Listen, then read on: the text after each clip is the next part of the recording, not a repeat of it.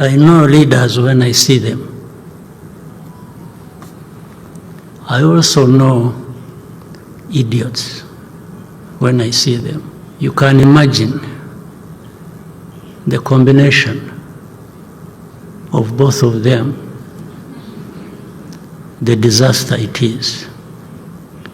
If you are a leader and an idiot, it's a disaster, absolute disaster. It is even worse, even more dangerous, if the very people who hold the power in their hands decide that they will be manipulated and played around for some interest by idiots.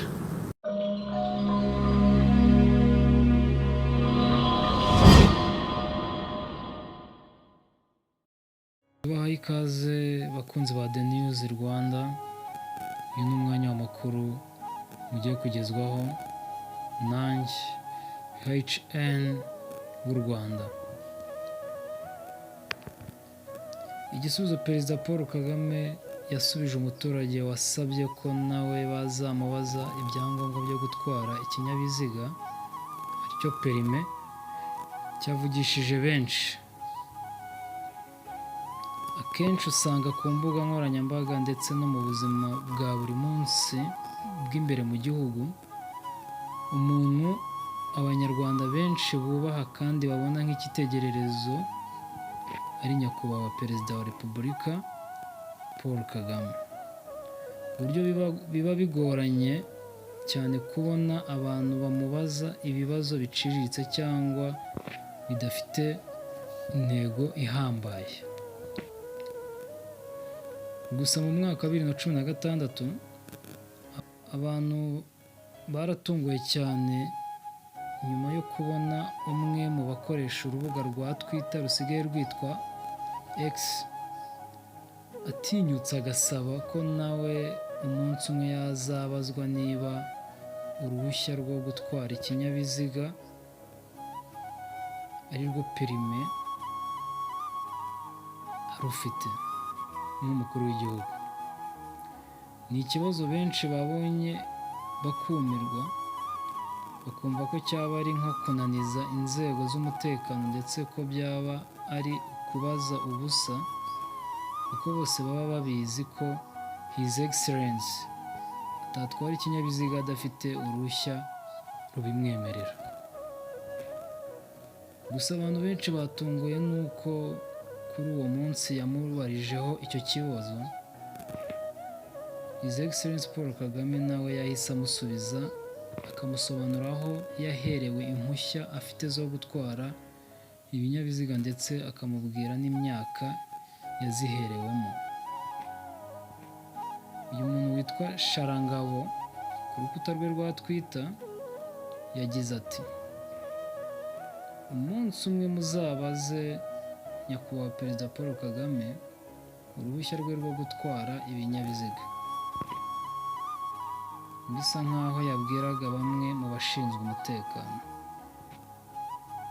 Mu gihe gito cyane ubutumwa bwari bumaze kugera kuri His Excellency Paul Kagame, nawe nta guca ku ruhande ahita amusubiza amubwira ko mu mwaka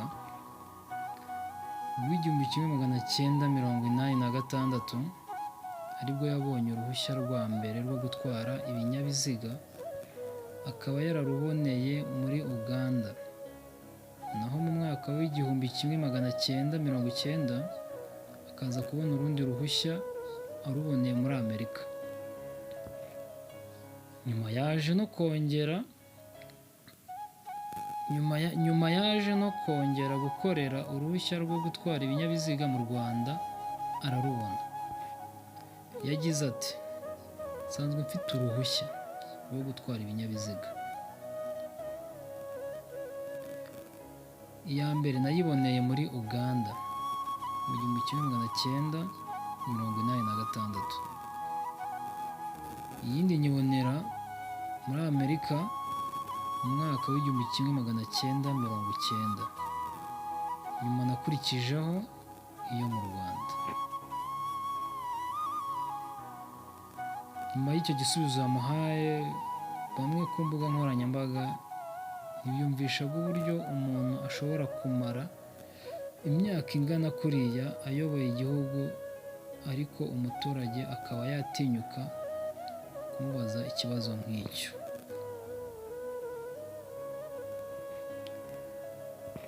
Igisubizo Perezida Paul Kagame yasubije umuturage wasabye ko nawe bazamubaza icyangombwa cy'uko afite uruhushya rwo gutwara imodoka, aricyo bita perime,